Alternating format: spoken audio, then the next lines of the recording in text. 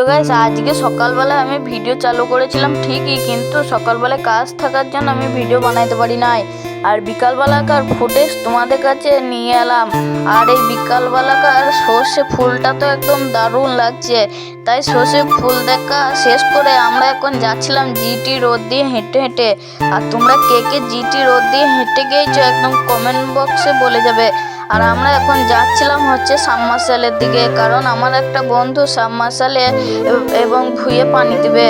আর আমি এখন new blog বানাইছি, তাই আমার যদি কিছু ভুল হয়ে থাকে তাহলে তোমরা কিছু মনে করো না।